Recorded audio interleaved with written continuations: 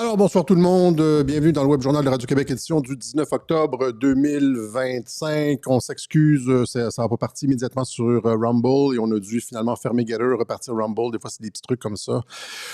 On a des petits pépins techniques. On parle aujourd'hui de tout ce qui se passe, en fait, de ce qu'on pourrait appeler, de ce que Kirill Dmitriev semble appeler le début de la tempête. Hein, il nous a mis un beau truc, un beau emoji de tempête avec l'arrestation pas l'arrestation, mais la mise en accusation de John Bolton. Donc, est-ce que les Russes savent quelque chose qu'on ne sait pas? Est-ce qu'on est au début de la tempête?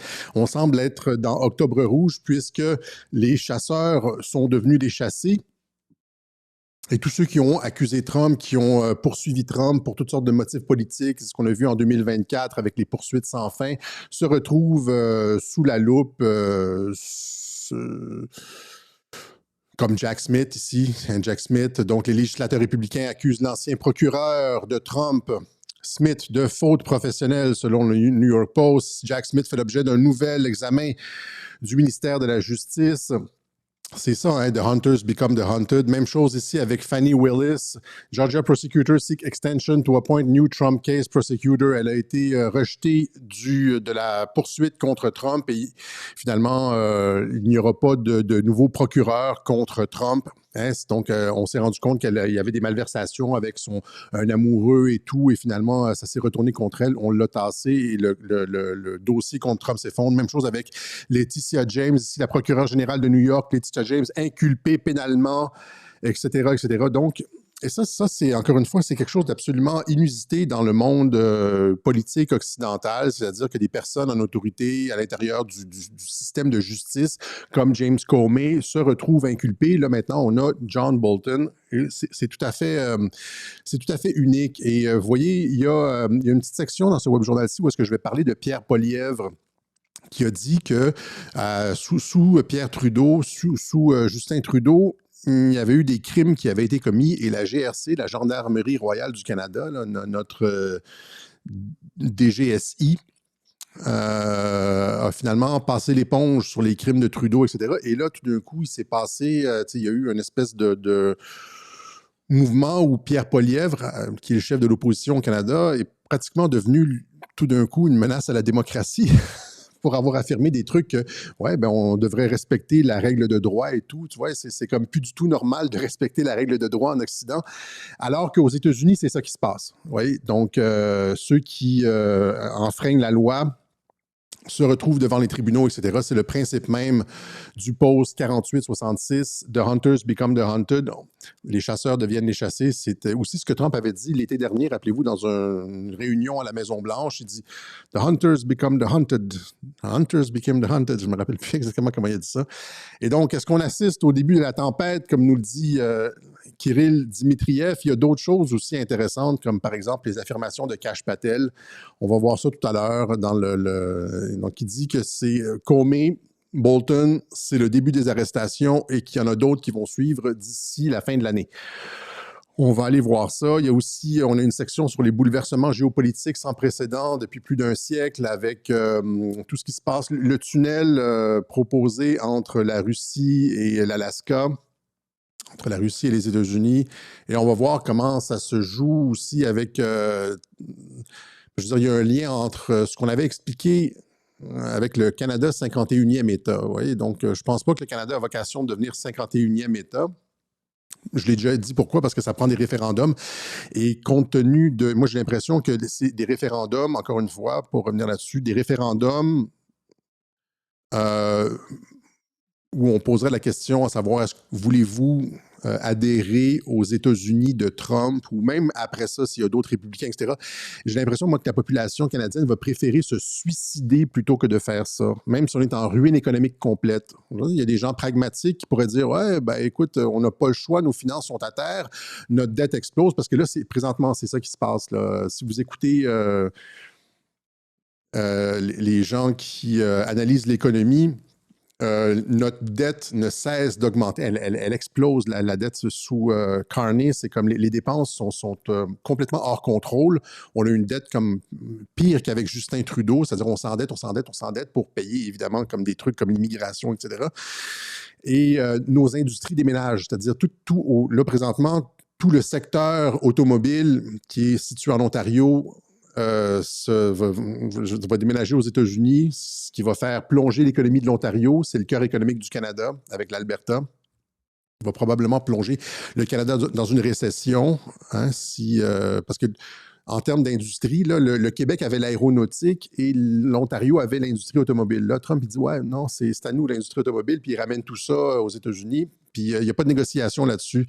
On n'est pas capable de... Carney, tout ça, ne sont pas capables de le faire plier. Et donc, récession économique mélangée à des dépenses galopantes complètement hors contrôle, ça présuppose, je veux dire, ça laisse entrevoir un effondrement économique, comme je l'avais expliqué dans le web journal, c'est-à-dire les capitaux vont aller aux États-Unis, puis nous autres, on va être prêts avec la dette et les services sociaux, on va s'effondrer, etc. Je l'avais expliqué tout ça. Mais je pense encore une fois que même malgré ça, les Canadiens sont quand même suffisamment suicidaires pour voter contre une adhésion aux États-Unis. Ça va prendre des référendums de toute façon, etc. Et donc, mais ce que je voulais dire, c'est que l'enjeu, c'est, quand je dis les bouleversements géopolitiques sans précédent, l'enjeu, c'est la reconfiguration complète du commerce international. C'est ça qu'on est en train de voir présentement avec une reconfiguration complète du commerce international, comme on l'a vu par exemple, à l'époque de Christophe Colomb, quand ils ont découvert l'Amérique, il y a eu comme des reconfigurations commerciales. Il y a eu même chose avec quand Marco Polo a trouvé la route de la soie, est allé jusqu'en Chine. Et puis, on est dans ce genre de gigantesque bouleversement économique. Et ceux qui vont perdre là-dedans, c'est finalement l'Europe, parce que les routes commerciales vont être redirigées à l'extérieur de l'Europe. Okay, et ce qui va se passer, c'est ça, c'est que l'Europe, qui s'entête dans cette guerre en Ukraine, etc., va finalement subir à peu près le même sort que le Canada, c'est-à-dire avoir de moins en moins d'opportunités de commerce, de débouchés, et puis d'arrivée de produits, etc., etc. Et donc... Voilà, mais donc, je voulais dire avant de commencer aussi, j'ai dit, bon, c'est Octobre Rouge, mais je tiens absolument à faire, je m'excuse, je ne le fais jamais, là, une petite aparté sur les finances de Radio-Québec qui vont très mal depuis le mois de septembre.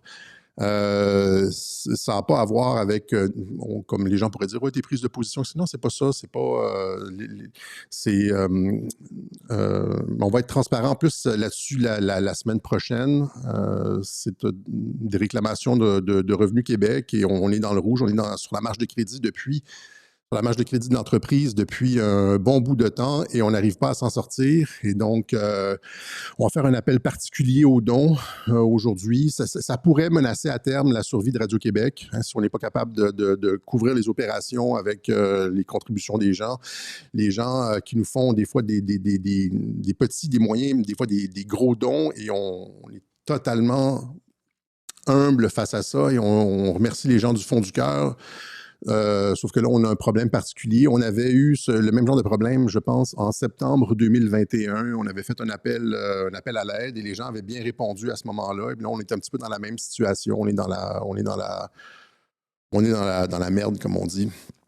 Et donc, j'en parlerai peut-être plus la semaine prochaine, mais je montrerai des documents et tout ça. Et donc, pensez à nous si vous en avez l'occasion. Pas ceux qui contribuent régulièrement, pas ceux qui envoient, qui nous ont déjà aidés, mais encore une fois, je fais toujours appel à cette espèce de vaste bassin du 99% des gens qui nous écoutent et puis qui ferment le web journal. Il y a un travail qu'on fait et puis on a des factures, on est une entreprise et puis il faut arriver à joindre les deux bouts. Puis pour l'instant, on n'arrive pas. Donc, c'est un appel. Je tends la main aux 99%, là, et non pas comme Darth Vader à Luke, là, je suis ton père, mais plutôt comme... Je rigole, mais ça va mal, voilà. Et donc, tout ça pour dire qu'on est dans Octobre Rouge, où on est, c'est ça, dans Octobre Rouge. Et John Bolton inculpé, on y reviendra à la fin du web journal, comme vous le savez. Là. John Bolton inculpé, ça c'est c'est très intéressant. Il y a des trucs intéressants à analyser là-dessus. Donc, l'ancien conseiller de Trump, John Bolton, inculpé pénalement après James Comey, le directeur du FBI. Encore une fois, on n'a jamais vu ça dans aucun pays occidental. Et généralement, qu'est-ce qui se passe quand quelqu'un dit ah, la justice ne fonctionne pas bien. Imagine, tu sais, c'est quoi qui se passe quand on dit la justice ne fonctionne pas bien dans mon pays, les juges sont corrompus et où les politiciens ne vont jamais en prison, etc., etc. Qu'est-ce qui se passe quand tu tiens ce genre de propos sur les réseaux sociaux ou même ailleurs, là, devant les caméras, ou si tu es un politicien puis tu dis ça? Qu'est-ce qui se passe? Tu es immédiatement identifié comme une menace à la démocratie. C'est-à-dire que si tu dénonces le système corrompu, tu es une menace à la démocratie. C'est comme si tu allais aux Jeux olympiques, puis là, tu dis, ouais, ben, le gars à côté de moi, il prend des stéroïdes, tu vois, il est comme une menace aux Jeux olympiques. Tu sais, quand tu dis il y a de la triche, etc., tu deviens une menace. Tu n'es pas celui qui sauve l'intégrité d'eux. Tu deviens une menace à la démocratie, une menace aux Jeux olympiques. Et donc, c'est absolument farfelu tout ça.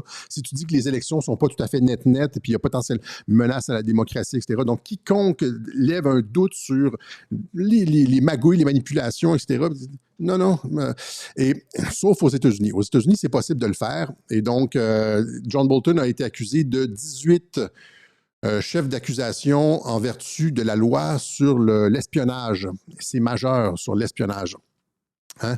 Donc, sauf que... Alors, qu'est-ce que ça veut dire? C'est ça, évidemment, Qu'est-ce que ça veut dire? Eh bien, pas grand-chose, en fait. C'est parce que je pense... J'ai toujours été... rappelez-vous, John Bolton, c'est lui qui avait remplacé Mike Flynn et qui, après un intérim, là, qui avait remplacé Mike Flynn et puis que Trump avait mis là pour faire peur, faire croire à l'État profond qu'il allait envahir l'Iran. Et là, tout le monde, et là, à ce moment-là, j'avais comme plein de personnes qui disaient, tu vois, Alexis, Trump n'est pas pour la paix, Trump a nommé un faucon, un néoconservateur, et il va attaquer l'Iran, etc. Je disais, non, non, il ne va rien se passer, non, il ne va rien se passer. Et comme de fait, il ne s'est rien passé. C'était juste pour encore une fois, faire diversion, etc. Mais John Bolton, finalement, il va probablement, mon analyse est qu'il ne va probablement pas payer très cher ou ne pas payer du tout pour ces accusations. Donc, on a ici Gunther Eagleman, CNN, qui dit, hein, donc, John Bolton est libre de rester hors de détention et sans surveillance, mais il n'est pas libre de quitter le pays. Et là, on nous demande, pourquoi est-il traité avec tant de douceur? Pourquoi est-il traité avec tant de douceur? On nous dit ici, par ailleurs, Jack Posobiec, au micro de Steve Bannon, le problème de Bolton ne se limite pas à une mauvaise gestion des documents classifiés, parce que ce qui est allégué, c'est qu'il a fuité de l'information classifiée et aussi qu'il a vendu de l'accès, c'est-à-dire qu'il a pris de l'argent en échange de documents, tu vois, comme en échange de secrets d'État, etc. C'est ça la loi contre l'espionnage. Il a vendu des documents officiels, top secrets, en échange de rétribution. Mais là, bizarrement, il ne va pas avoir une grosse sentence, une grosse peine. Donc, ne se limite pas à une mauvaise gestion des documents classifiés, parce que essentiellement, ce qu'il dit, c'est qu'il a envoyé des documents top secrets à sa conjointe et à sa fille sur des serveurs non sécurisés, etc., etc. Et puis, il y a eu une intervention, ces documents-là ont été interceptés et tout ça. Et donc, il s'agit d'actions. Merci beaucoup aux gens qui font des dons en ligne. C'est comme merci. Voilà. Donc, il s'agit d'interaction, il s'agit d'actions hors de ses fonctions potentiellement contre de l'argent.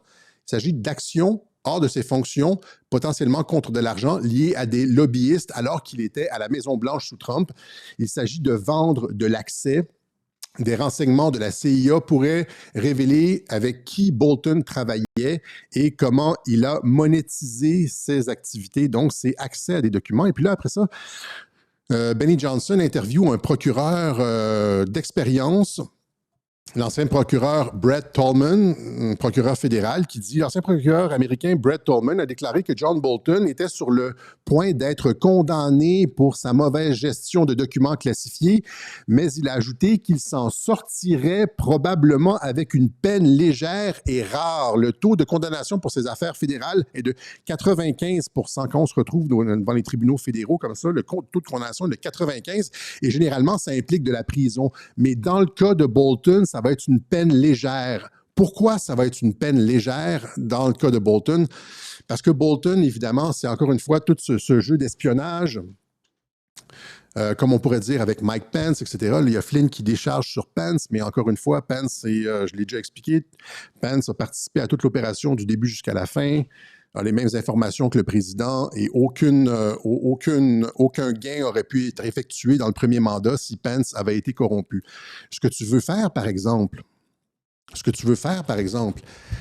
c'est faire croire à tes adversaires, comme pour le cas de Pence, là, c'est de faire croire à tes adversaires que tu es avec eux, que tu es que tu conspires avec eux. Tu sais, il y a des gens qui essayent au Congrès, tout ça, dans la CIA, qui essayent de renverser Trump.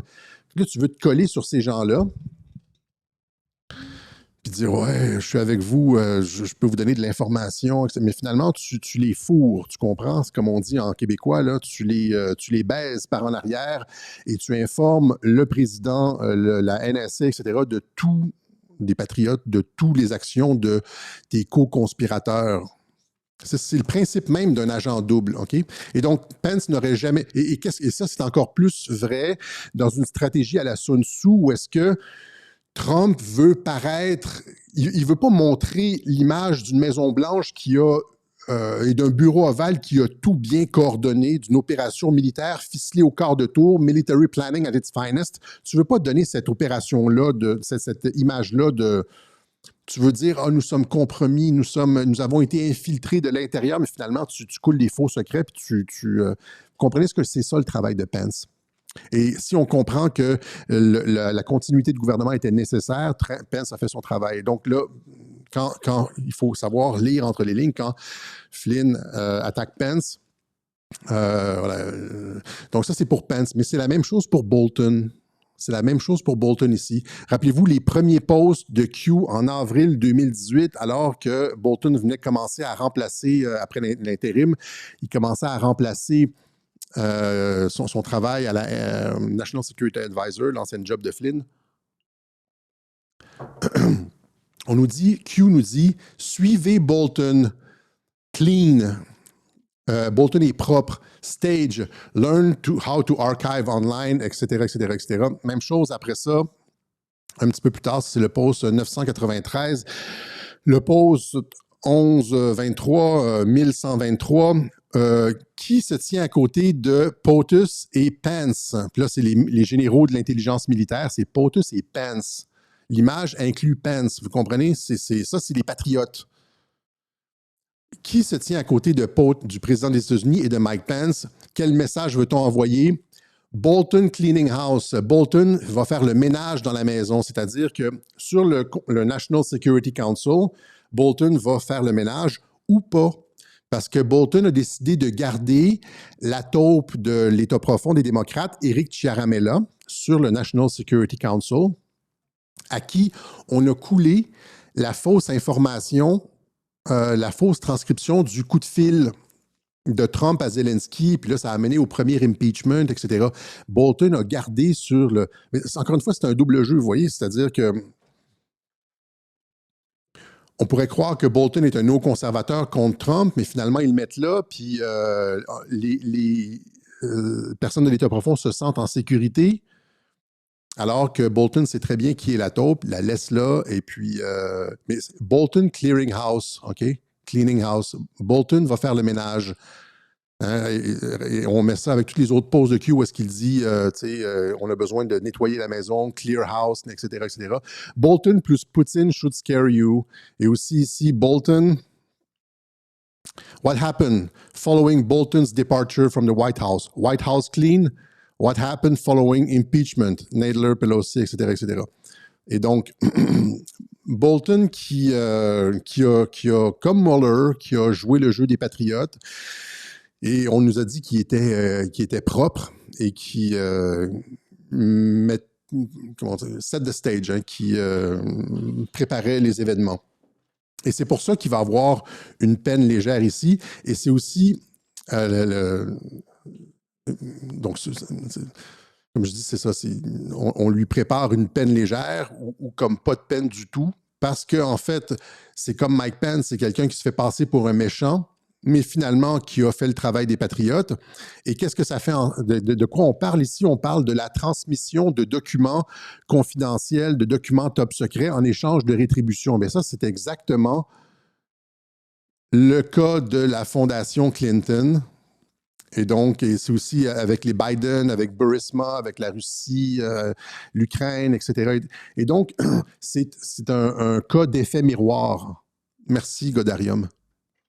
C'est un cas d'effet miroir. Je ne sais pas si vous comprenez ce que je veux dire. C'est-à-dire que ça a toujours été comme ça avec Trump. C'est un des postulats d'ailleurs de Q dans le cas de Trump, l'effet miroir. Et là, ce qu'on montre, c'est que on prépare, c'est comme avec Comey. Comey qui, comme je vous l'ai expliqué, lui aussi participe, hein, lui aussi collabore. On en avait parlé lors de son inculpation. Et là, c'est la même chose avec Bolton. Donc, c'est des personnes en bas de l'échelle qui collaborent, qui montrent à quoi ressemble un truc d'espionnage, qu'on peut se faire accuser pour un truc d'espionnage, vendre des secrets, etc. Et là, tout le monde embarque, y compris le clan MAGA. Tu sais, les MAGA sont tous là à applaudir l'arrestation, l'inculpation de Bolton, sans comprendre que c'est une opération d'effet miroir qui, finalement, prépare ce qui s'en vient avec la fondation Clinton, etc. Bolton, c'est encore une fois, c'est la même chose que Trump. Bolton ne sera probablement pas puni très sévèrement ou pas du tout. Comme Trump, il ne s'est rien passé avec l'arrestation de Trump, le mugshot, etc. Mais on prépare le terrain pour l'inculpation d'un président Obama. Tu vois, donc c'est ça l'effet miroir, c'est ce qui se passe avec Bolton. Et c'est encore une fois, dans le truc QAnon, OK, quelqu'un dit Mike Pence est un traître. J'ai déjà expliqué que j'allais bloquer les personnes qui faisaient ça. Forever, salut. Mike Pence est un traître. J'ai expliqué 1000 fois que Mike Pence n'est pas un traître et je viens juste d'expliquer ça. Okay? Il y a les mêmes informations que le président. Il y a aucun gain n'aurait pu être effectué lors du premier mandat. Il n'y aurait pu rien avoir ni avec Bolton, ni avec Q, etc. Mike Pence était au courant de l'opération Q, etc., etc. Donc, amenez-moi pas des trucs de Mike Pence, c'est un traître, OK? Je bloque immédiatement. Tout ça pour dire, c'est ça. Donc, c'est un effet miroir, etc. Et ça, c'est ajouté à ce que Kash Patel a dit en entrevue à Just the News avec John Solomon. Donc, Kash Patel, directeur du FBI, qui dit finalement que d'autres arrestations s'en viennent. Mais encore une fois, Comey et Bolton, les deux travaillent avec les Patriotes et sont en train de set the stage, sont en train de préparer les événements futurs. OK? Donc, Kash Patel ici qui dit qu'il y a plus d'arrestations qui vont venir d'ici Noël. These indictments that you've seen and the ones that you're going to see coming up here in this near future are just the beginning. But I have to remind the audience one thing. Everybody's like, it's 7 months. What have you guys been doing? Yeah. Well, they spent 20 years building this disease temple of corruption. It takes a Donc, il dit, il se défend, il dit, ouais, on me reproche, ça fait 7 mois que tu es en place et personne n'a encore été arrêté, etc. Il n'y a pas eu beaucoup d'arrestations. Là, il dit, ouais, mais les autres, ça fait 20 ans. Ils ont eu 20 ans pour se préparer. Nous autres, on vient juste d'arriver. Là, il arrive, puis il continue, et il dit, il va y avoir d'autres arrestations d'ici la fin de l'année. To defeat it and beat it down. And I'm not asking you to trust me. I'm asking you to look at the work the men and women of the FBI have done so far in these 7-8 months and just imagine what we're going to do come the year end.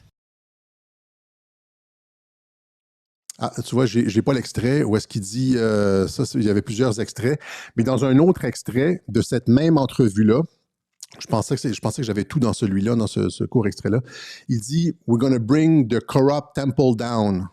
On va faire s'effondrer cette espèce de structure corrompue, le temple corrompu. Il dit ça le 15 octobre. Le 15 octobre, c'est 2 jours avant le Delta de 17 octobre où Q a utilisé exactement cette formule-là, sortie du film Law Abiding Citizen, où I'm going to bring the whole corrupt temple down on. Et donc, Kash Patel, qui utilise à un jour près de ce Delta-là, qui utilise la même expression. Et il dit qu'ils vont faire s'effondrer le temple corrompu. Je vous montre l'extrait ici qui a été publié par Q le 17 octobre 2020. et qui est repris par Kash Patel. I'm gonna pull the whole thing down. I'm gonna bring the whole fucking diseased, corrupt temple down on your head. It's gotta be biblical. Well, they spent 20 years building this disease. Ah, attends, est-ce qu'il le dit là-dedans? Je pense qu'il le dit à la fin de cet extrait-là. These indictments that you've seen, going to see corruption. It takes a little bit of time to defeat it and beat it down. 20 years building this disease temple of corruption. It takes a little bit of time to defeat it and beat it down. This disease temple. They took 20 years building this disease temple, etc. C'est l'extrait qu'on retrouve dans l'Abiding Citizen qui a été publié par QXRED. Donc voilà. Ça se fait encore une fois de façon graduelle et c'est pour ça qu'on dit qu'on est dans Red October et que Kirilev aussi dit la même chose. Maintenant, il y a d'autres choses aussi, en fait, au sujet de la coopération entre les États-Unis et la Russie. C'est là qu'on embarque dans le sujet des choses qui sont en train de changer de façon durable et des changements géopolitiques majeurs. Donc, ici, il y a Dmitriev, Kirill Dmitriev, qui a republié encore une fois du Where We Go One, We Go All, du Nothing Can Stop What Is Coming. C'est vraiment un compte Twitter à suivre puisque ouais, on comprend beaucoup de choses en ce qui concerne la volonté de paix et de coopération entre Trump et Poutine. Et donc, là, quand les gens qui me disent « Ouais, mais Trump voulait envoyer les Tomahawks, etc. » Ouais, non. Si tu comprends, encore une fois, c'est la vision d'ensemble, tu comprends le contexte géopolitique, tu te dis que ça ne va pas se passer. Et que même si ça se passait, ça n'aurait aucune conséquence. Ici, il y a Melania Trump qui remerciait, elle a travaillé dans une opération visant à réunir les enfants russes, les enfants ukrainiens déplacés lors du conflit avec leurs familles. Et elle remercie le président Poutine pour son aide. Ça, c'était il y a 2 semaines, sa collaboration et son aide. Et ça participe, vous voyez, donc c'est une autre phase de la réhabilitation de Poutine. Poutine aide les enfants à être réunis avec leur famille, etc. C'est comme le sommet en Alaska, etc. C'est plusieurs phases de dédiabolisation, puisqu'on a assisté à peu près 15 ans de diabolisation de Vladimir Poutine, pour qu'il soit un partenaire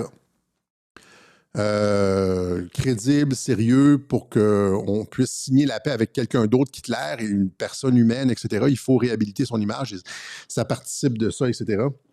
Et là, il y a cette proposition, encore une fois, de tunnel entre l'Alaska et la Russie qui date de JFK. Donc, c'est arrivé avec la déclassification des documents de JFK qui a été effectuée par la Russie aujourd'hui. La Russie qui a donné à la représentante, la congressiste Anna Paulina Luna, républicaine, l'ensemble du dossier russe sur JFK. Et ça a été publié en partie. Et ce que les gens sont étonné de voir que dans le dossier russe, il n'y a rien sur la participation d'Israël. Et donc, du côté américain, tant du côté américain, ça a été déclassifié il y a quelques mois, tant que du côté russe, on ne trouve rien sur Israël. Et donc, il est fort probable que ça a été finalement une opération à l'intérieur des États-Unis, même si Israël avait les motifs de le faire, puisque JFK s'intéressait au nucléaire israélien, il voulait faire des inspections de la centrale de Dimona, etc.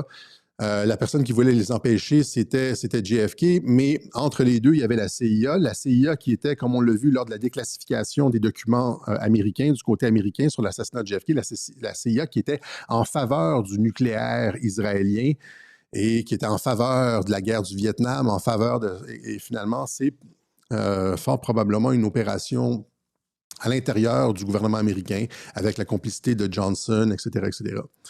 En fait, jusqu'à preuve du contraire. Si on a des preuves contraires, on les publiera, on les regardera, mais pour l'instant, il ne semble pas qu'Israël soit impliqué ni du côté des documents américains, ni du côté des documents russes. Maintenant, ce tunnel-là, évidemment, a vocation à changer bien les choses. Hein? Donc, ça ici, vous voyez, Trump, dans les documents qui ont été rendus à Anna Paulina Luna, on montre justement les discussions entre Kennedy et Khrouchtchev sur la création d'un tunnel comme celui-là. Ouais, ça, c'est une partie des documents déclassifiés avec une carte entre la Russie, l'Alaska, etc. Et on parle d'un tunnel ou d'un pont à l'époque entre... et là, Trump, ici, qui dit qu'il allait penser à cette proposition-là, ça a été poussé par Dmitriev. Et il a dit, par exemple, Elon Musk pourrait... Il y a une compagnie pour creuser des tunnels, là, Boron, quelque chose, Boring, je ne me rappelle pas. Et il a dit ça coûterait presque rien, ça coûterait quelques milliards et on aurait un accès finalement entre les deux continents comme ça, alors qu'il y a et donc mais c'est symbolique parce que ça serait comme la fin de la guerre froide, d'avoir un lien terrestre entre les États-Unis et la Russie, c'est essentiellement la fin de la guerre froide. Donc ça, ici, c'est le trajet qui est comme proposé, ouais, entre l'Alaska et la Russie, en dessous du détroit de Bering. Et ça nous amène à ce qu'on expliquait justement en fait en début de Web Journal avec Carney, le Canada, le 51e État. Et j'avais expliqué à l'époque, au début, quand Carney était arrivé, l'objectif, c'était pas nécessairement le 51e État, mais c'était plutôt d'avoir un accès à la mer du Nord. Est-ce que vous vous rappelez de ça quand j'avais dit ça, que politiquement, Trump n'a pas politiquement intérêt à annexer le Canada? Ça fait juste rentrer plus de démocrates aux États-Unis. Mais c'était incertain, surtout, c'était ça l'argument, là. Donc, j'avais dit à l'époque que c'était finalement, l'objectif, c'était la route du Nord, ouais, les passages, etc., de la route du Nord, etc. Et le détroit de l'Alaska va exactement dans ce sens-là. C'est-à-dire, et ce que tout ça laisse envisager, c'est une reconfiguration complète du commerce international. C'est-à-dire qu'à partir du moment où il y a un lien terrestre entre les États-Unis et la Russie, ça devient aussi une connexion aussi importante que le passage du Nord, que le canal de Panama, comment ça s'appelle, le détroit, le canal de Suez, etc., etc. Et donc, l'intérêt de Trump pour le Groenland, le Canada, cette connexion-là avec la Russie, c'est de complètement reconfigurer les routes commerciales mondiales qui sont beaucoup axées sur l'Atlantique et, par exemple, les liens maritimes avec l'Europe, entre les États-Unis, l'Amérique et l'Europe. Il y a beaucoup de commerce comme ça et c'est une reconfiguration complète du commerce mondial. Au lieu de passer entre les États-Unis et l'Europe, là, on passe par le pôle Nord et on développe des nouveaux marchés et on a la Russie comme partenaire. Imaginez la Russie, les États-Unis et la Chine comme partenaires qui transigent par le pôle Nord au lieu d'avoir comme partenaire commercial les États-Unis et la France de Macron avec l'Allemagne de Merz qui sont dans les restrictions et les trucs carbone et tout, et l'Union européenne qui met des restrictions sur tout. On laisse tomber, on ne laisse pas nécessairement tomber, mais on met pas d'énergie sur le commerce avec l'Europe. Et au contraire, on passe par l'Arctique et on développe le commerce avec la Chine, la Russie, on développe les routes commerciales, on creuse des tunnels et de l'accès, etc. Ouais, c'est exactement comme, c'est le même genre de reconfiguration du commerce qu'on a vu avec Christophe Colomb quand il a découvert l'Amérique et tout d'un coup, il y a une partie du commerce qui a été réorganisée. C'est à partir de Christophe Colomb, finalement, que le commerce avec l'Europe et les Amériques s'est développé. Mais là, on est en train de transcender cette phase-là et de se tourner vers un commerce qui passe par l'Arctique, et c'est pour ça que le Canada est important. C'est la même chose avec Marco Polo, quand Marco Polo avait traversé l'Empire mongol pour trouver des nouvelles routes et des débouchés commerciaux pour les marchands de Venise. Le même genre de reconfiguration. Et la Chine aussi ici, qui développe sa propre route de la soie, c'est-à-dire avec des trains haute vitesse et des routes hyper performantes qui permettent de distribuer les produits chinois non plus en utilisant le Pacifique vers, je ne sais pas, d'autres pays, mais vers l'Europe, mais parce que la Chine est quand même loin de l'Europe. Ouais. Il doit passer par le canal de Panama, mais plutôt vers toute l'Asie centrale, la Russie, etc. Et donc, vous voyez que cette espèce de reconfiguration complète géopolitique du commerce international. C'est-à-dire que la Chine se retourne vers l'Asie centrale et les États-Unis et la Russie prennent le pôle Nord. Et finalement, qui va y perdre là-dedans? C'est probablement la France, l'Allemagne, la Grande-Bretagne, le commerce transatlantique, finalement. Alors que les pays européens s'entêtent en Ukraine, etc., c'est comme s'ils sont, voyez, ils n'ont pas de vision globale. Pour eux, la seule chose, le bout de leur nez, le début et la fin de la réflexion, on dirait, commence avec l'Ukraine, alors que Xi, Poutine et Trump sont en train de, eux autres, complètement reconfigurer le monde de demain. C'est ce que, pas reconfigurer, mais configurer le monde de demain. Et c'est ce que Trump avait dit en 2018 lors de son passage à l'ONU. L'avenir appartient aux patriotes, pas aux mondialistes. Et ça passe par, 1, la fin des guerres et 2, la reconfiguration complète du commerce mondial. Pendant ce temps-là, pendant qu'ils dépensent des fortunes et appauvrissent leur population pour alimenter Zelensky en Ukraine, la France est en train de perdre complètement toute l'Afrique au profit de la Chine et de la Russie, entre autres. Là, la quantité de bases fermées en Afrique ne cesse d'augmenter depuis 2016.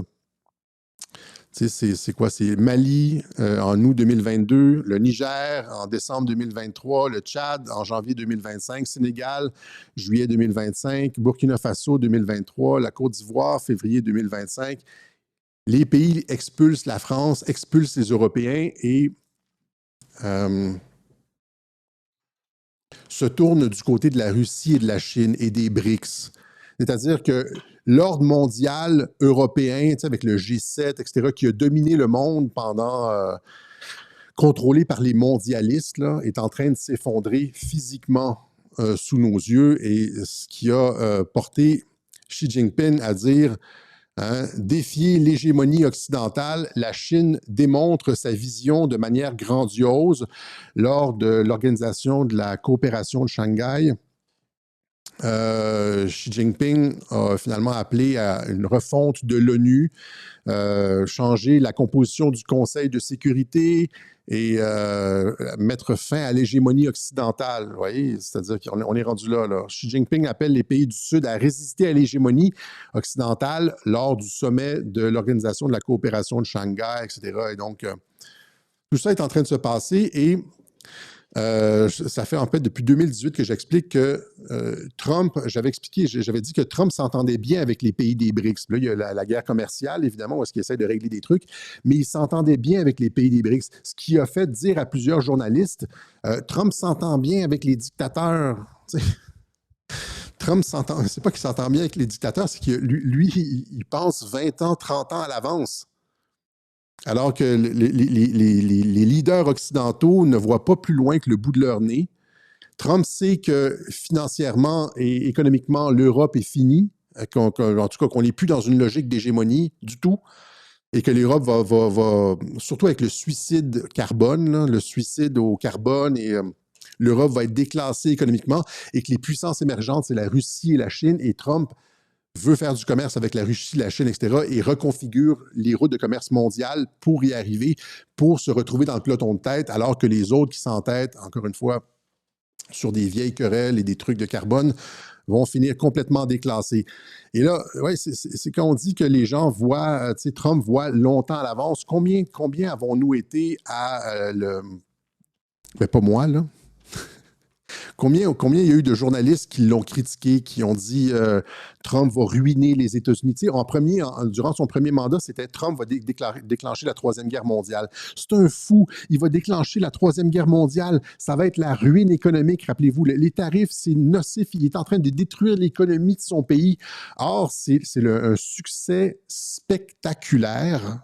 Les tarifs et la renégociation économique qu'il a enclenchée avec les grandes puissances du monde, là. est un succès économique majeur, de sorte que même TVA Nouvelle a été obligé de le reconnaître. Et là, tu as le chef de pupitre de TVA Nouvelle, Frank Zappa, qui dit finalement qu'il est envieux des États-Unis et qu'il explique ce que j'explique, là, c'est-à-dire que l'économie du Canada va s'effondrer parce que Carney dépense comme un fou et les capitaux s'en vont vers les États-Unis, les compagnies s'en vont vers les États-Unis. Ça va être la même chose en Europe. Les capitaux vont fuir l'Europe et vont aller vers la Chine, la Russie, les États-Unis, etc. Il va y avoir un effondrement économique. On n'aura même pas besoin de tirer une balle ou quoi que ce soit. Il n'y aura pas de... Ça va être, c'est juste les marchés, c'est l'économie qui va décider.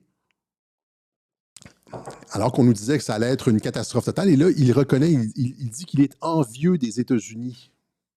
Et donc, après un an, presque... Après 8 mois, 9 mois de tarifs et de guerre commerciale, finalement, on commence à reconnaître que ce n'était pas une si mauvaise idée que ça, le nationalisme économique. Automobile, lui, ce qu'il veut faire, Richard, c'est éviter les tarifs de Donald Trump. Et il se dit, mon Jeep comme passe, je vais le fabriquer aux États-Unis, comme ça, je n'aurai pas besoin de hausser mes prix. Un fou d'une poche. Et je regarde ce qui se passe aux États-Unis par rapport à ce qui se passe dans notre économie. Et Richard, le constat est clair. Donald Trump est en train de gagner. Et tous les oiseaux de malheur qui prédisaient la chute des marchés boursiers, une augmentation du chômage, une inflation incontrôlable, une croissance du PIB presque nulle, tous ces oiseaux de malheur-là, jusqu'à présent, ont tort. Parce que Donald Trump est en train de gagner. Non, c'est une sacrée semaine pour lui, là, avec le cessez-le-feu à Gaza. Et ça me rend jaloux, Richard. Ça me rend jaloux parce que je regarde l'économie américaine. Écoute, il est en train de gagner sur le plan de la relocalisation manufacturière. Bon nombre d'usines, Stellantis avec ses Jeeps, des usines, des géants de la technologie qui investissent aux États-Unis. Tu as La Vie en Rose, notre fleuron québécois, qui a même ouvert un entrepôt aux États-Unis pour éviter les taxes douanières. Donc, il rapatrie de l'activité économique aux États-Unis. Les principaux indices à la bourse de New York fracassent des records jour après jour. Ah oui. Les taux aux États-Unis ont commencé à baisser. Donc, la Fed a commencé à baisser son taux directeur. Il y en a pour à peu près 5 minutes comme ça d'éloges et finalement de ces journalistes qui réalisent qu'ils ont eu complètement tort sur les tarifs et sur l'économie de Donald Trump. Donald Trump, c'est ce qu'il fait, il pense 10, 15, 20 ans à l'avance. Et la stratégie Groenland-Canada s'inscrit là-dedans, dans la reconfiguration complète de l'économie mondiale au détriment du commerce transatlantique. OK? Donc, voilà, ça c'est... là, il mentionne, encore une fois, quelle bonne semaine. Et oui, c'est parce qu'il se passe tellement de choses qu'on a oublié ce qui s'était passé, c'est-à-dire le triomphe de Donald Trump cette semaine avec le cessez-le-feu et la libération des otages, de sorte que ça, c'était en début de semaine. Est-ce que c'était en début de semaine ou l'autre semaine d'après? D'avant, je me mélange dans les semaines. Et de sorte que, encore une fois, même ici, les journalistes qui disaient que Trump, qui accusaient Trump de participer à un génocide, etc., alors maintenant doivent finalement admettre que d'Israël à Gaza, Trump, héros des deux camps. Héros des deux camps. Ben oui, si tu veux faire, par exemple, les gens critiquaient Trump qui vendait des armes à Israël dans les hostilités, ben oui, si tu t'arrêtes de donner des armes à Israël, vendre des armes à Israël, etc., ben le Hamas a gagné. Fait que tu peux pas, c'est le dilemme du prisonnier, là, c'est-à-dire si tu reconnais l'État palestinien, tout comme le Canada et la France le fait, le Hamas n'a aucun incitatif à arrêter, rendre les otages, etc. Au contraire, ça les galvanise, ça les encourage à continuer. Donc, tu n'as pas de cessez-le-feu. Même chose, si Trump dit « je vais arrêter de donner d'alimenter militairement Israël », bien là, le Hamas n'a aucun intérêt à arrêter. Tu n'auras pas de cessez-le-feu. Donc, tu n'auras pas de cessez-le-feu. Et donc, quels sont si vous réfléchissez correctement en géopolitique, là, quels étaient les prérequis pour qu'il y ait un cessez-le-feu? Il fallait que le Hamas soit acculé au dos le dos acculé au mur. Il ne fallait pas qu'il y ait de gain avant d'avoir un accord. Il fallait que ce soit comme dur jusqu'à la fin, jusqu'au moment où on signe un accord. C'est ça que les gens ont de la difficulté à comprendre. Il y a la souffrance, etc. Mais finalement, oui, il y a de la souffrance. Regardez, par exemple, le Hamas qui a exécuté des centaines de personnes à Gaza depuis le cessez-le-feu. des centaines de personnes. Et on a posé la question à Donald Trump, comment ça se fait que le Hamas commet des exactions comme ça à Gaza? Et il a dit, il leur a donné l'autorisation, Trump a donné l'autorisation au Hamas d'effectuer ces règlements de compte-là. Parce que c'était des unités probablement liées à l'État islamique ou etc. Je ne suis pas dans le secret des dieux, mais ces choses-là sont... Ouais, la guerre, c'est une business sale. Et donc, le Hamas avait demandé ça, ça leur a été accordé et ils ont tué des gens. Et on leur a accordé ça. Ouais. Mais tout ça pour dire qu'ils ne sont pas capables ça, encore une fois, c'est des trucs qu'ils ne sont pas capables de cacher. Trump, ça c'est le Time Magazine, là. Trump, son triomphe, on nous dit son triomphe. Et là, on n'est plus du tout dans... Rappelez-vous, la une du Time Magazine, j'aurais dû l'avoir ici, lorsque Trump avait des... Est-ce que je peux... Elle est tellement visuelle, là. Trump, Time Mag, Cage, Children. Rappelez-vous, ouais, c'est ça. Ça, c'est la une de 2018, la une du Time Magazine de 2018, alors que Trump séparait les enfants des personnes qui les accompagnaient. Pourquoi il séparait les enfants des personnes qui les accompagnaient? Parce qu'on ne savait pas si les personnes qui les accompagnaient étaient des trafiquants de personnes. Tu es un trafiquant de personnes, fait que tu arrives avec ton lot d'enfants, puis on l'a vu par la suite avec le film de Tim Ballard, etc., qui avait un trafic, on le sait maintenant qu'il y a un trafic de personnes de dizaines, voire de centaines de milliers de personnes par année aux États-Unis, de dizaines de milliers d'enfants par année. Et donc, il fallait pas laisser les trafiquants d'enfants rentrer en disant « c'est mon neveu », tu vois. Fait qu'il fallait ils ont commencé des tests d'ADN, etc. Il fallait séparer les enfants et le Time Magazine avait comme abusé, Trump était finalement le diable, c'était le Hitler qui envoyait les gens dans les camps, etc. Mais là, maintenant, la situation a changé. On est rendu son triomphe, etc. Et ils ne peuvent plus cacher certaines de ces réalisations. Ici, on nous dit, ouais, de Israël à Gaza, Trump héros des deux camps, parce que finalement, le Hamas s'en sort bien et n'a pas été complètement éradiqué comme ce qu'avait dit Netanyahou. Netanyahou disait, on va continuer à bulldozer et à tirer des bombes jusqu'à temps qu'il ne reste plus personne du Hamas. Et là, finalement, le Hamas s'en tire. Ils ont comme des sauve-conduits, une amnistie, etc., etc. On poursuit le scan de l'info avec vous, Jordan. Milliers de Palestiniens qui quittent les camps de réfugiés. Ils rentrent chez eux. Dans le nord, il serait près de 200 000 selon la défense civile. L'arrêt des combats est entré en vigueur hier à 11h. Une décision saluée également du côté israélien. Regardez ces affiches dans les rues de Tel Aviv avec Donald Trump. En arrière-plan, le drapeau américain et ce message. Thank you, Mr. President. Merci, Monsieur le Président. Donc, finalement, c'est ça. Tout le monde est content. On l'a vite oublié, ce sommet de la paix 2025. Alors que c'est une des grandes réalisations de son administration. Mais ça va tellement vite avec Trump. L'actualité, c'est pas comme au Canada ou en France. Il y a tellement de choses qui se passent par semaine qu'on les oublie comme c'était un après l'autre comme ça. Et donc, vous voyez ici, le problème, c'est que là, vous allez me dire, là, si vous êtes actif dans le chat, là, vous allez me dire, oui, mais Alexis, voilà, les Israéliens ont commencé à bombarder Gaza. Mais je l'avais prévu, j'ai anticipé je l'avais prévu. Mais oui, ils ont commencé à rebombarder Gaza, mais tout de suite, tu vois, le New York Times nous dit, dernière minute, Israël a suspendu son aide et attaqué Gaza après avoir accusé le Hamas de violer le cessez-le-feu.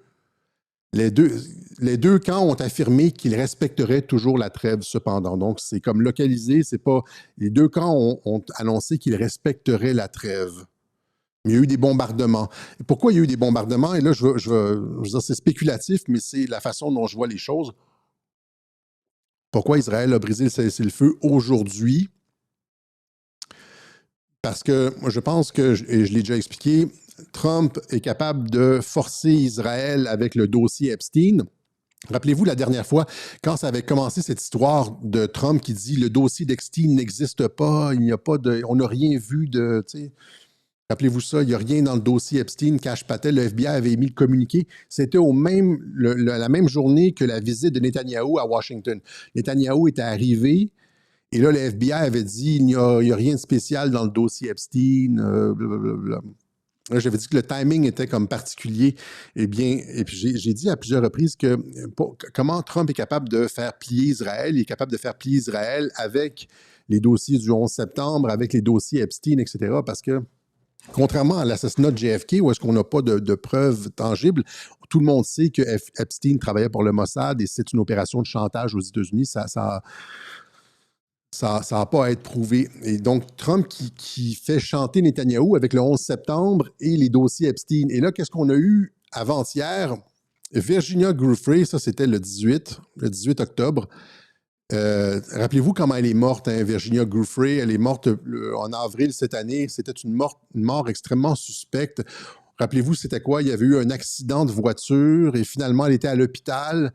Mais les blessures qu'elle avait sur la photo, ce n'étaient pas des blessures qui étaient dues à l'accident et elle était hors de danger jusqu'à temps qu'on reçoive un communiqué disant qu'elle était morte. Et c'était comme complètement bizarre.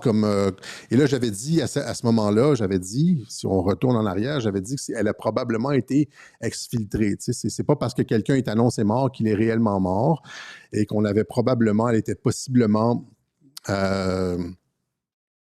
sous protection policière à quelque part. Ben oui, parce que si tu veux sortir des informations aussi dévastatrices que celles qu'elle sort dans ses mémoires aujourd'hui, elle publie Nobody's Girl, les mémoires d'une victime, d'une survivance des abus, Virginia Giuffre. Elle dit ici dans ses mémoires, elle dit Virginia Giuffre, battue, violée par un premier ministre bien connu, dans une attaque qui a brisé sa confiance en Jeffrey Epstein, nous révèle ses mémoires, hein, sa biographie. Et là, qui était ce premier ministre bien connu? Beaucoup de personnes, dont Liz Crokin sur Twitter, supposent que c'est Ehud Barak, puisque c'est le seul premier ministre connu qui s'est rendu sur l'île d'Epstein, qui se rendait à la résidence, je ne sais pas s'il s'est rendu sur l'île d'Epstein pour être bien clair, mais qui se rendait avec, là on a les preuves photos, à la résidence de Jeffrey Epstein à Manhattan. Et donc, quand on a sorti tu vois, le Daily Mail, le journal anglais, avait sorti les photos de Ehud Barak comme ça, rentrant chez Epstein. C'était l'ancien chef d'état-major israélien et chef et aussi premier ministre. J'avais expliqué à l'époque que c'était probablement celui qui allait chercher les vidéos de chantage d'Epstein parce que c'était quelqu'un qui avait une cote de sécurité, la plus haute cote de sécurité en Israël, et que l'opération Epstein nécessitait ce haut niveau de cette cote de sécurité-là. Et donc, il allait chercher les vidéos, les preuves compromettantes au nom du Mossad. Là, il allait chercher les preuves compromettantes chez Epstein, mais participait apparemment, en fait, c'est ce qui était, ce qu'on pourrait croire finalement, participait à tout ça. Et là, ce qu'elle dit, c'est qu'un premier ministre, ce que Virginia Giuffre dit, c'est qu'un premier ministre bien connu m'a violemment attaqué, m'a battu, m'a violé, etc., etc. Et elle dit donc, Barak, et ça c'était quand le Daily Mail a sorti les informations sur Ehud Barak. Barak promet de poursuivre le Daily Mail pour ses insinuations sordides sur les liens avec Epstein. Mais là, on le voit comme... Et le truc, c'est que il a nié qu'il y avait des contacts avec Epstein, mais là, après ça, ils ont montré les photos où est-ce qu'on le voit rentrer chez Epstein avec... le foulard autour du cou, etc. Le premier ministre israélien, Ehud Barak, a rencontré Jeffrey Epstein à plusieurs reprises après sa condamnation pour maltraitance d'enfants. Married former Israeli Ehud Barak is seen hiding his face entering Jeffrey Epstein New York townhouse, despite his claim that he never socialized with the pedophile and his girl. En dépit du fait qu'il affirmait n'avoir jamais socialisé avec Epstein et les filles de Epstein, etc. C'était faux. Et là, la question, c'est évidemment, qui a pris cette photo? Qui surveillait la résidence de Jeffrey Epstein. Ça, c'est une photo de surveillance, vous comprenez? Et donc, elle dit, c'est ça, elle dit, Virginia Giuffre dit, je me suis fait battre et violer. J'ai été battu et violé par un premier ministre connu. Et le seul, dit Liz Crokin, le seul à qui on pourrait penser, c'est Ehud Barak. Et là, le lendemain, tu as Israël qui rompt la trêve. C'est ça le lien avec Donc, Israël qui rompt la trêve, Israël strikes Gaza, violating ceasefire. Puis là, Mike Flynn qui dit que ça aura juste duré une semaine. Cessez le feu. Menacer Israël et le Hamas s'accusent mutuellement de violation de la trêve, etc. Eh bien, moi, ce que je pense, en fait, là, je vais vous dire le fond de ma pensée, c'est que ça a pris longtemps pour y arriver, mais Trump fait chanter Netanyahou avec Jeffrey Epstein le 11 septembre, etc., etc. Et là, Netanyahou est obligé de signer, potentiellement contre son gré, la fin des hostilités avec l'Iran, la fin des hostilités avec le Hamas. Trump lui impose la paix. D'ailleurs, ici, on voit l'Iran qui confirme. L'Iran confirme que Netanyahou a envoyé des messages indiquant qu'Israël ne souhaite plus entrer en guerre. Ça, c'était il y a 2 jours. L'Iran confirme que Netanyahou a envoyé des messages confirme que l'Israël ne veut plus entrer en guerre avec l'Iran. Ouais. Et donc, et là, c'est ça. Donc, le 18 octobre, il y a ce livre qui sort qui implique potentiellement Ehud Barak. Liz Crokin et d'autres s'emparent de ça, pointant du doigt Ehud Barak. Le lendemain, tu as Netanyahou qui viole le cessez-le-feu en disant potentiellement à Trump, ce que ça veut dire en langage diplomatique, c'est on avait une entente, il me semble, sur Jeffrey Epstein, et là, comme on a un premier ministre israélien qui est impliqué et qui est pointé du doigt par tout le monde, ben, c'est du tac au tac, là, vous comprenez? On rompt la paix parce que l'entente, c'était que tu fermes la gueule sur Epstein en échange de la paix au Moyen-Orient, et là, il y a comme de l'information qui sort sur nos liens avec Epstein, et là, clac, violation du cessez-le-feu. C'est comme ça que je le vois, du tac au tac. C'est comme... On n'a pas besoin d'avoir un texte où est-ce que c'est écrit, là, où est-ce qu'il dit publiquement à Trump. Mais en tout cas, on peut c'est une inférence, mais elle n'est pas tout à fait dénuée de sens. Voilà. OK? Maintenant, on va terminer avec ça ici. C'est pas en fait tout à fait terminé. Pierre Poilievre qui a dit, ça c'est ce que j'expliquais en début de Web Journal, Pierre Poilievre qui a dit dans une entrevue que finalement Trudeau avait commis des crimes lors de son mandat, le premier ministre Trudeau, et que la GRC avait couvert les crimes. On va regarder ce qu'il a à dire et on va y revenir. Poilievre. Many of the scandals of the Trudeau era should have been involved jail time. I mean, Trudeau broke the criminal code when he took a free vacation from someone with whom he had government business. It's just like it's right there in the criminal code. If the RCMP had been doing its job and not covering up for him, then he would have been criminally charged. And then again, he probably violated the criminal code in the SNC-Lavalin scandal. These would normally have led to criminal charges, but of course the RCMP covered it all. Il dit que la GRC, la Gendarmerie royale du Canada, a couvert Trudeau parce que c'est dans le code criminel. Ce qu'il a fait, c'est directement écrit dans le code criminel que c'est illégal de faire ça. Mais la GRC n'a trouvé aucun problème avec ça. Mais il n'y a pas que ça. Hein. Il y a aussi tout le fait d'avoir coulé les informations, je veux dire, les pathogènes du laboratoire. Rappelez-vous, du laboratoire de Winnipeg, le laboratoire P4 Haute Sécurité de Winnipeg, qui a collaboré avec l'armée populaire de Chine pour le transfert de pathogènes, etc. Ça a été un gros scandale, la trahison, etc., surtout en relation avec les États-Unis, hein, de la COVID aussi. Donc, qui participait, le laboratoire, le Canada, qui participait clandestinement, on pourrait l'affirmer comme ça, là, à la création d'un programme de guerre biologique de l'armée populaire de Chine. Il y en a plein. Je veux dire, la GRC, encore une fois, avait enquêté ça. Il avait comme balayé ça sous le tapis. Il y a le fait aussi de l'infiltration. Rappelez-vous l'infiltration des candidats chinois. Le fait que le Parti communiste chinois payait des candidats libéraux directement, là, les candidats libéraux qui leur transmettaient de l'information, etc. Ça aussi, c'est de la trahison. Mais Poilievre est assez conservateur. Il parle du scandale de SNC-Lavalin où Trudeau a appelé le ministre de la Justice pour dire tu mets un terme aux accusations contre SNC-Lavalin. C'est une compagnie de génie civil qui fait d'énormes contributions au Parti libéral du Canada. Et là, il a appelé, la compagnie était sous enquête et Trudeau a pris le téléphone pour demander à la ministre de la Justice de mettre un terme à l'enquête, ça c'est illégal, etc., etc. Donc, tout ça, il dit, qu'il y a des crimes ont été commis et là, il a osé dire que des crimes avaient été commis et que ça avait été balayé sous le tapis. Eh bien là, il s'est pris sur la gueule tout l'establishment canadien. En particulier, quelqu'un qu'on suivait sur Twitter qui nous a énormément déçus, Dimitri Soudas, qui est l'ancien conseiller conservateur de Stephen Harper. Donc, c'est un conservateur qui attaque un autre conservateur. Et Dimitri Soudas qui dit finalement accro à l'opposition. Dimitri Soudas remet en question le leadership de Pierre Poilievre. Dimitri Soudas remet en question le leadership de Pierre Poilievre. L'analyse politique, on le voit tout le temps à la télévision, Dimitri Soudas, l'analyse politique et ancien conseiller de Stephen Harper a accusé Pierre Poilievre de démanteler le Parti conservateur et ses principes. Alors, c'est quoi ses principes, Dimitri Soudas? Est-ce que c'est le fait que... je croyais que le travail numéro 1 d'un premier ministre, c'était de faire respecter la règle de droit. Et là, ici, Dimitri Soudas, qui, suite aux propos de Pierre Poilievre, nous dit qu'il est en train de détruire le Parti conservateur, qu'il est accro à l'opposition. Il remet en doute son leadership. Il est divisif, il est divisive en anglais. Il crée des divisions. On m'accuse souvent de ça aussi.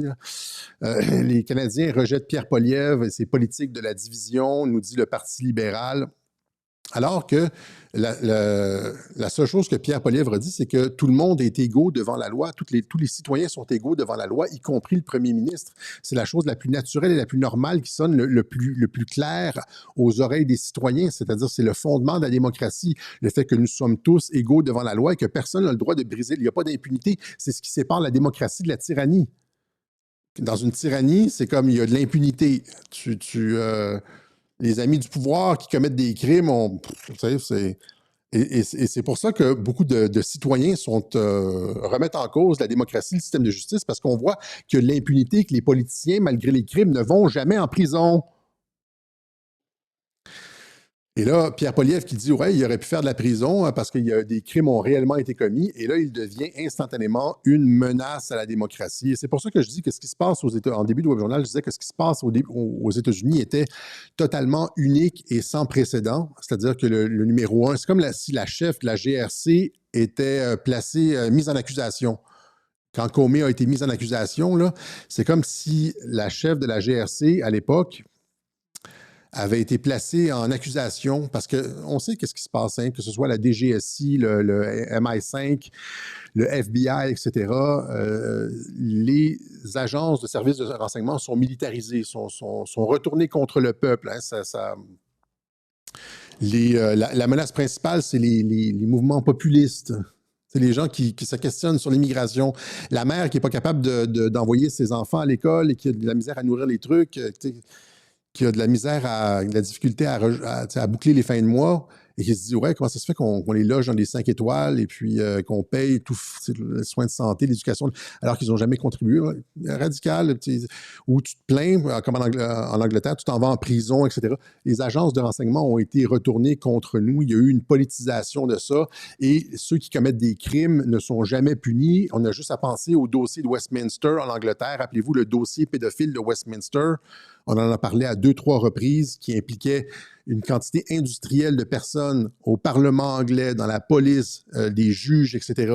Le dossier avait été constitué, les noms avaient été donnés, et le dossier a été perdu une fois, perdu une deuxième fois. Les procureurs démissionnaient un après l'autre. Finalement, pouf, le dossier s'est évaporé. On ne sait pas où est-ce qu'il a été placé, etc. Il y a une impunité en Occident et quiconque, et ça c'est le point fort de l'État profond, quiconque challenge cette impunité, comme l'impunité à Trudeau, comme Poilievre, quiconque comme Poilievre challenge l'impunité ou comme Donald Trump, dit on devrait juste respecter la règle de droit qui est le fondement numéro 1 de la démocratie, asti. Mais là, se retrouve comme une menace à la démocratie. Et là, tu as des personnes. Quelle déception, Dimitri Soudas qui sort comme ça pour attaquer Poilievre. Quelle déception. T'sais, on n'était pas toujours d'accord avec lui, mais il semblait avoir une tête, puis là, finalement, il se révèle comme un hack, comme on dit là. OK, donc, ça nous fait encore une fois, quand on voit ce genre de réaction-là, quelqu'un qui dit il devrait avoir de l'imputabilité et on devrait respecter la règle de loi, quand on voit la façon dont le système se retourne et les qualifie de menace à la démocratie, ces gens-là, ben on apprécie d'autant plus ce qui se passe aux États-Unis avec le Hunters become the hunted et puis le fait que les gens se retrouvent finalement accusés. Comey, Biden ici. Voilà. C'est ça. On va terminer avec ça ici. Juste un mot rapide à dire sur le débat Stanislas Berton. Je ne veux pas passer beaucoup de temps. Il est passé à ADNM. Ils ont parlé de toutes sortes de choses, mais ils ont oublié de le questionner sur les poses de Q qui validaient Flynn. Or, ça aurait déconstruit complètement tout son argumentaire. C'est-à-dire qu'ils ont passé de 10-15 minutes à parler de Flynn, du FBI, Flynn et Pegasus, etc. Mais ils ont oublié l'essentiel, c'est-à-dire, ils l'ont mentionné en passant. Là. Une phrase. Berton n'a pas, on lui a pas demandé de répondre là-dessus. Et donc, alors que c'est ça l'essentiel qui aurait pu complètement déconstruire son argumentaire, c'est-à-dire que le Flynn qui est autorisé par Berton, là, je veux dire, le Q qui est admis comme étant valable par Berton, valide Flynn, point, ça s'arrête là. On n'a pas besoin de faire une émission de 2 heures, mais on aurait pu, oui, on peut, mais finalement, on passe à côté. Et là, lui, il retweet le lendemain, il dit « Suite à ce débat, beaucoup me remercient pour ma patience et mon courage, qu'ils sachent que j'ai beaucoup prié l'Esprit Saint, car c'est lui qui nous inspire dans de telles circonstances, et je pense aussi que c'est lui qui m'a inspiré la traduction et la publication de ce livre. » Et voilà, donc l'Esprit Saint l'a inspiré dans ses attaques contre Mike Flynn, un autre catholique, etc., etc. Il n'a rien retenu du débat, il n'admet aucune faute. Ben oui, parce qu'ils sont passés à côté de l'essentiel. Hein? Et donc, ça me fait penser un petit peu au débat des chefs au Québec entre Éric Duhem et François Legault, où Éric Duhem avait toutes les armes pour défaire complètement François Legault après la pandémie. Hein. Ils les ont laissés mourir de faim et de soif, disaient des docteurs dans les EHPAD, les CHSLD. C'est tout, juste avec les unes des journaux, on aurait pu détruire François Legault. Arruda qui dit on les a classés COVID, même s'ils sont morts d'autres causes. Ils auraient pu complètement démolir Legault. Il est complètement passé à côté. Le débat a été nul à chier. Il y a quand même des personnes qui disaient « Oh oui, il s'en est bien tiré, Alexis. » Non, il a donné carte blanche à Legault, il n'a pas frappé avec l'essentiel, il n'a pas mordu jusqu'au sang et finalement, il a perdu le débat. C'est la même chose avec Stanislas Berton. Quand on retient ses coups dans ce genre de situation-là, ça nous amène nulle part. Et là, je voulais vous montrer, et donc c'est juste dommage pour ça parce qu'il repart comme si de rien n'était et il n'a pas été confronté aux points les plus sensibles. Peut-être une prochaine fois, je ne crois pas cependant. Il a quand même admis qu'il n'avait pas toutes les preuves, etc. Mais, dans sa logique à lui, il s'en est faufilé. Et là, ici, il y a Liz Crokin, encore une fois, Liz Crokin, qui montre un enregistrement entre Lynn Wood et Mike Flynn, où Mike Flynn dit qu'il pense que QAnon est une opération de l'État profond, une opération de la CIA. Je vous montre rapidement le truc. So the QAnon movement really is a movement that spun out of your digital soldiers. I'm tired of these QAnon people attacking me. Maybe, I don't know that. But you know some of them. I think it's a disinformation campaign. I think it's a disinformation campaign that the CIA created. That's what I believe, Al. I don't know that for a fact, but that's what I think it is. I think it's a disinformation campaign. It's actually a very interesting article today. Donc, c'est Lynn Wood qui appelle Mike Flynn, où les deux se parlent au téléphone, et Lynn Wood dit « Je suis tanné, je suis fatigué que les QAnon m'attaquent. » Il dit « Ça vient de toi, hein, QAnon, ça vient de toi, QAnon. » Et il dit « Non, je sais. » Mike Flynn qui dit « Je ne sais pas c'est quoi QAnon, c'est une opération de désinformation de la CIA. » Et ça, c'est la source de Lynn qui dit « Mike Flynn dit une chose en privé et puis une chose en public, etc. » Ben oui. À l'époque où ça se passe, on est en fin 2020, début 2021. QAnon est décrit comme une opération, tu sais, je pense que je l'ai ici, je pense que je vais la mettre, tu sais, je pense que je l'ai tassé. Imaginez, rappelez-vous comment QAnon était décrit à ce moment-là comme un mouvement, justement une menace à la démocratie qui disait que si ça... Et donc, Mike Flynn ne pouvait pas se coller là-dessus. Mais ce qui est important de cet enregistrement-là, ce qui est intéressant à retenir, c'est que Linwood a enregistré Mike Flynn. Vous comprenez? C'est-à-dire, et là, Mike Flynn avait évidemment pris toutes les précautions pour ne pas se faire piéger comme ça. Dans un appel comme ça, c'est sûr que tu dis, le gars va m'enregistrer, et puis je ne vais pas aller me compromettre au téléphone en disant « Oui, c'est moi qui est derrière QAnon », alors que les médias attaquent, là, mais au téléphone, alors que tu sais que tu peux être enregistré, tu dis « Oui, je suis derrière QAnon ». Non, tu vas évidemment pas. Tu ne veux pas te faire piéger. Tu sais c'est quoi à Washington? Tu vas dire non, je ne sais pas vraiment c'est quoi cette affaire-là de QAnon. Je pense que c'est une histoire de la CIA, etc. Évidemment. Mais ce qui est probant là-dedans, c'est que Linwood a enregistré Mike Flynn pour le piéger. Et là, quand on dit que Linwood a foutu le bordel dans MAGA puis accusait tout le monde de ci, de ça, s'est pris la tête avec tout le monde, ben c'est ce genre de choses-là, parce qu'il essayait de piéger les gens, les enregistrer, etc., puis s'attaquer à tout le monde. C'est révélateur du bonhomme, c'est tout. Et là, finalement, encore une fois, ça fait 3 fois que je dis on va terminer là-dessus. Mais il y a, quand je suis passé cette semaine à l'Alliance humaine avec Antoine, il a dit « Ah, tu devrais faire un Q en 17 points. » Puis là, j'ai dit 17 points en 17 minutes, puis c'est presque impossible de faire 17 points, Q 17 points en 17 minutes. Ça ferait un beau 17-17, mais c'est pas, je pense pas que ce soit réalisable. Et donc, si je fais quelque chose comme ça, se peut que je le fasse. Si je fais quelque chose comme ça, il faudrait que ça me donne aux personnes qui arrivent dans Q une perspective globale de la situation politique mondiale au moment où Trump arrive et les raisons pour lesquelles on met en branle l'opération Q et quelles sont les méthodes et à quoi on arrive. Donc, il ne faut pas juste que ce soit genre que je parle des posts là, de Q. Il faut que je donne une vision globale en 17 points. Et là, je vous ai présenté, j'ai comme... ce qu'on va faire ici, c'est on va solliciter l'intelligence collective.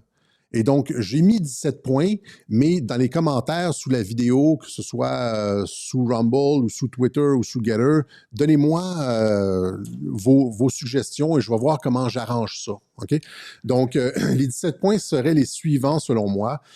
Donc, les mondialistes sont sur le point de prendre le contrôle du globe. Là, je vais parler du plan de 16-year plan, l'agenda 2030, etc., avant que Trump arrive, là. Hein, les mondialistes avaient tous leurs pions en place. Il manquait juste Hillary Clinton. Et rappelez-vous, on l'a vu durant la COVID, comment toutes les institutions étaient cooptées, etc. Le monde était verrouillé, les médias, tout, on était prêts. Et Trump arrive et fait faux bond aux mondialistes. Et donc, mondialistes sur le point de prendre le contrôle du globe. Point 1. Après ça, 2012-2015, les patriotes cooptent Donald Trump. Il y a des posts de Q où est-ce qu'on dit ça, justement, où est-ce qu'ils disent les garanties ont été données au président Trump et à sa famille, etc., etc. Après ça, choix de la reconquête des institutions par la guerre de l'information plutôt que par le coup d'État. Il y a eu 2 possibilités, c'est-à-dire, étant donné le niveau de corruption, comme on l'a vu par la suite, là. C'était pas évident en 2015-2016, mais on l'a vu par la suite. L'armée pouvait faire un coup ou on pouvait y aller de façon soft avec une guerre de l'information active. Et c'est là qu'on décide de mettre en branle l'opération Q, parce que tu ne peux pas y aller par la force, parce que les gens ne comprendront pas, puis c'est beaucoup plus... c'est plus rapide, mais ça dure moins longtemps. Et là, après ça, donc, point 4, une chronologie, comme je l'ai fait lors du dernier web journal, chronologie d'octobre 17 à décembre 2020. Après ça, validation et authentification de la source Q. Ça a été validé et authentifié à des dizaines, voire des centaines de reprises avec les deltas, etc. Donc, pour les nouveaux, ils vont comprendre un peu comme je l'ai fait, là, encore une fois, la dernière fois. Après ça, donc, de quoi parle Q? Il parle de la corruption à tous les niveaux de l'État. La corruption, notamment avec la politisation, on en parlait aujourd'hui, des agences de renseignement, etc. Le Crossfire Hurricane, collusion contre la Russie, la militarisation du département de la justice, etc. Donc, corruption, et aussi le pédosatanisme, parce qu'on parle de Pizzagate, on parle de Q a beaucoup parlé de ça, Follow the White Rabbit et tout ça. Donc, les rituels, Marina Abramovic et tout ça. Donc, ça pourrait être le point 6. Après ça, point 7, opération de contournement des médias. Ça, j'en avais parlé dans Trumpologie 103. C'est-à-dire que, étant donné que tu arrives à la présidence et tu te retrouves devant un blocus médiatique, tu es incapable de passer ton message à la population parce que ça passe toujours par le filtre des médias et on sait comment les médias réagissent. C'est 97, 98, 99% de négatifs. Ils détournent complètement le propos de Donald Trump. Et tu ne pourrais jamais communiquer avec ta base si tu n'avais pas une opération comme Q qui donne qui donne en fait les fondements du code Trump. À partir du moment où tu comprends le code Trump, tu n'as plus besoin de Q, puis il y a des régularités, puis tu comprends comment ça fonctionne. Mais pour que les gens comprennent que des fois, il y a par exemple, si tu accuses Kim Jong-un tu dis que tu vas faire sauter la Corée, puis finalement, tu ne veux pas le faire, ben, tu as besoin d'une courroie de transmission pour informer ta base en disant non, c'est un jeu d'acteurs, etc. Ne vous en faites pas. Puis s'il n'y avait pas eu Q puis ce genre d'informations-là, rien n'aurait été possible parce que tout serait passé par les médias et la désaffectation aurait été complète. Déjà que c'est difficile présentement de maintenir de hold the line, là, parce que tout le monde part dans tous les sens. Imaginez s'il n'y avait pas eu Q. Là. Regardez dans la dissidence, entre guillemets, là, toutes les propos sur Trump complètement ridicules qui reposent sur rien, les gens qui partent en couille ça, c'est malgré Q. Imaginez s'il n'y avait pas eu ça, ça aurait été, il y avait juste eu les médias, ça n'aurait pas été possible. Donc, opération de contournement des médias, j'expliquerai ça. Après ça, point 8, réaction des médias et de l'État profond. Donc, on vilipendie Q et on crée le 6 janvier. Pas le 6 janvier. On vilipendie Q, on les fait passer pour des fous et on fait fermer 8chan. Donc, on essaie de lui faire fermer la gueule, comme je l'ai expliqué la dernière fois. Après ça, là, c'est le code Trump. Art de la fausse chicane avec post à l'appui, effet miroir avec post à l'appui, se servir, retourner ses ennemis comme Mueller, Biden, etc., potentiellement même Bill Barr. Donc, au lieu de détruire ses ennemis, c'est se servir de ses ennemis et les retourner. Après ça aussi, il y a la notion de la pédagogie. Dans le code Trump, ça, c'est ce que Q appelle optics, c'est important. Donc, le travail de pédagogie sur les gens ordinaires, là, les normies. Après ça, la double trame narrative, risque zéro. Ça, on nous a montré ça dans plusieurs posts, là, que c'était prévu d'avance. Et donc, il y avait par exemple, avec l'Iran, quand il y a eu cette espèce de rixe avec Soleimani, j'ai été capable de dire qu'il ne va rien se passer parce qu'un mois avant, en décembre 2019, Q disait « back channels are important ». Là, tu sais que c'est comme si tu comprends back channels, les communications en coulisses sont importantes, tu comprends la crise des missiles de Cuba, etc., etc. C'est un background un peu là, en géopolitique. Tu comprends que c'est la fausse chicane et il y a un risque zéro, comme avec Kim Jong-un, etc., etc. Donc, la notion du risque zéro. Distanciation, main propre, Trump doit avoir aussi, je pense qu'on peut retrouver ça dans les posts aussi, Trump doit avoir les mains propres. Il ne peut pas avoir l'air du dictateur, alors que les personnes en dessous de lui peuvent faire le travail, etc., etc. Donc, et c'est ce que les Black Pills ne comprennent pas. Après ça, on pourrait parler du 16 janvier, comment ils ont essayé de faire passer ça sur le dos, une révolution colorée en essayant de faire passer ça sur le dos de QAnon. Et finalement, guerre de 5e génération, la nation en armes et aussi peut-être les résultats. Donc, c'est à peu près ça, que j'ai jeté ça sur papier avant d'entrer en onde. Je ne prétends pas que c'est exclusif. En fait, il y a des soldats digitaux aguerris dans l'auditoire de Radio-Québec qui peuvent me faire des suggestions.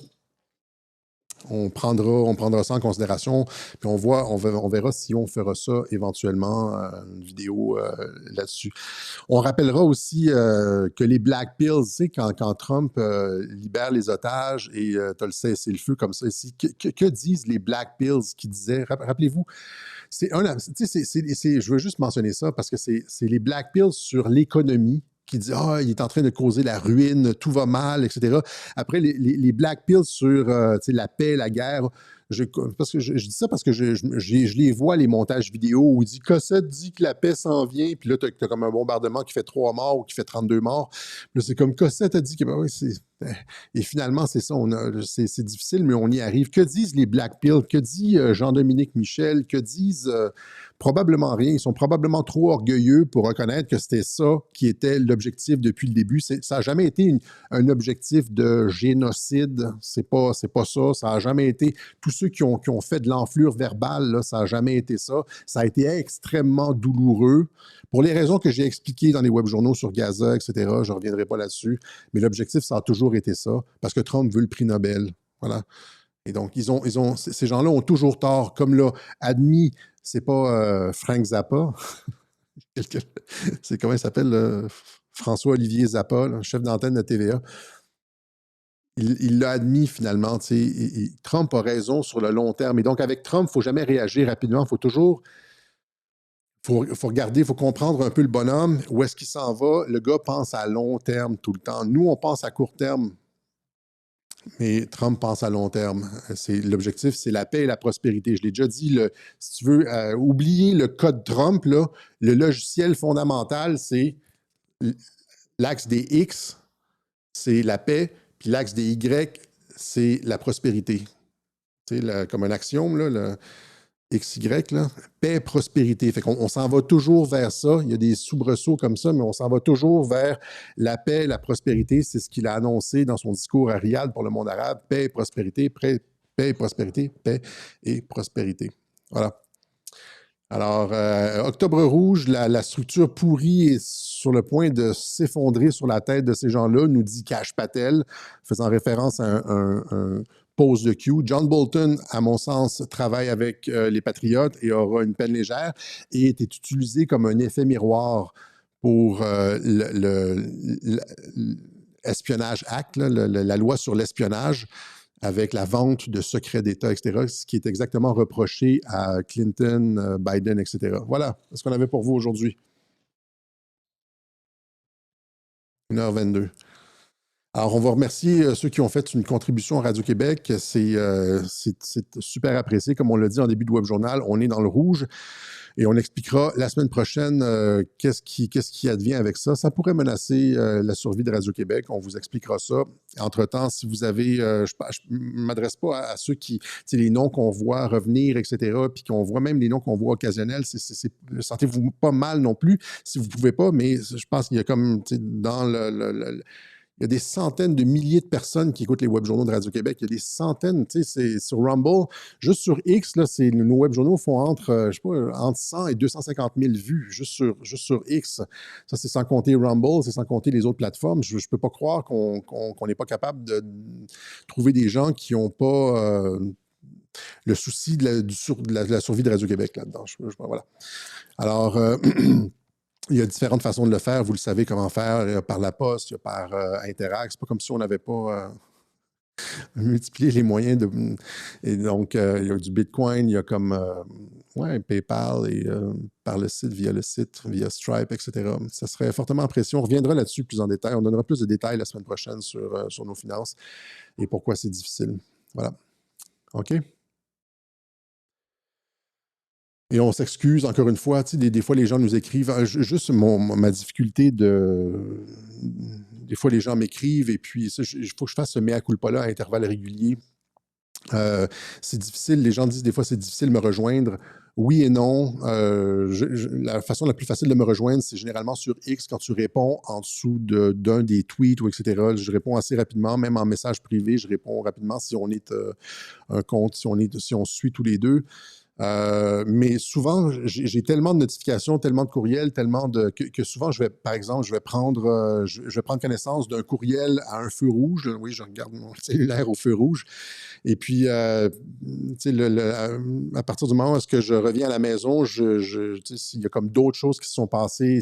Et donc, il faut souvent me relancer sur... c'est pas parce que j'ai comme vu votre notification que je l'ignore ou quoi que ce soit. C'est juste qu'il y a d'autres choses qui sont passées entre-temps, puis j'ai répondu à d'autres personnes ou je suis dans une chicane sur Twitter avec Stanislas Berton. Et il y a des gens qui disent, mais c'est pour ça, des fois, je réponds autant que je peux. C'est-à-dire que ce que je veux dire, c'est qu'il faut que les conditions soient bonnes pour que je réponde. Il faut que Si ça fait genre, je réponds que ça fait comme 7-8 personnes que je réponds, la 10e personne, je vais dire, je vais répondre, je vais regarder son truc, puis je vais répondre plus tard, finalement, je ne reviens pas nécessairement, etc.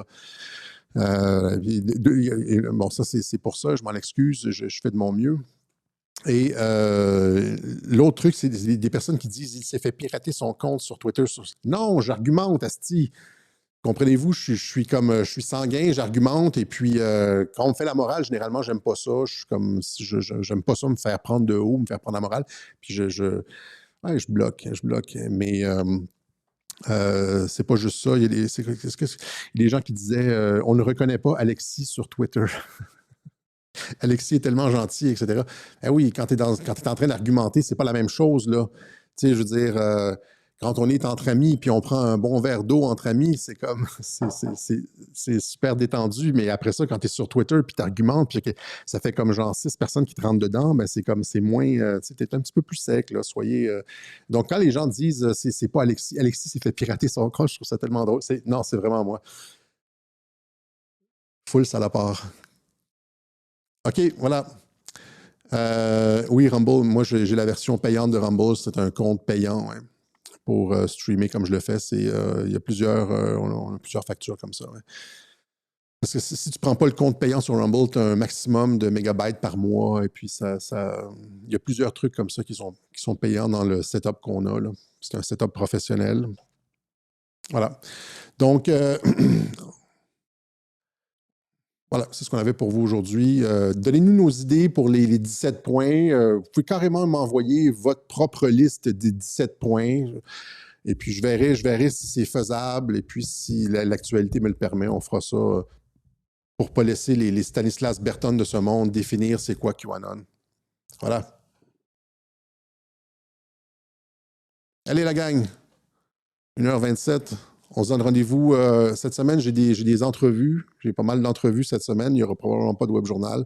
Ça va être dimanche prochain. Et puis, voilà. Allez. On se donne rendez-vous dimanche prochain pour une autre édition du web journal de Radio-Québec. Merci à ceux qui nous aident. Merci.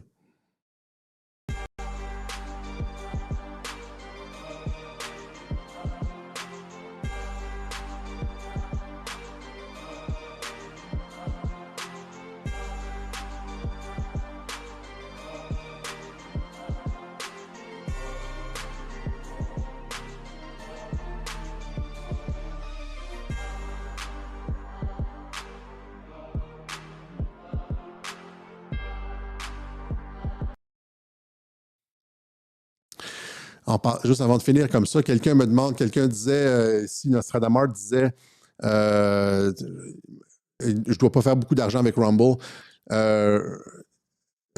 Moi, je mets pas de publicité sur Rumble. Les gens se plaignent des publicités. Pendant un certain temps, il y avait des publicités. Puis là, les gens disaient, on n'est pas capable de regarder. Il y a trop de publicité. Et puis, je mets toujours pas de publicité. Fait que j'ai 0 sous de Rumble. Il n'y a pas juste ça. Il y a Twitter puis il y a Facebook qui m'ont empêché la capacité de faire des directs. Alors, je ne suis pas capable de faire des directs. Ça ne connecte pas. Je ne suis pas capable de faire des directs sur X. J'ai été puni pour ça. Puis, je ne suis pas capable de faire des directs sur Facebook non plus. J'ai été puni. Donc, je n'ai pas de revenus. J'ai vraiment juste les contributions des auditeurs de Radio-Québec. Allez, ciao.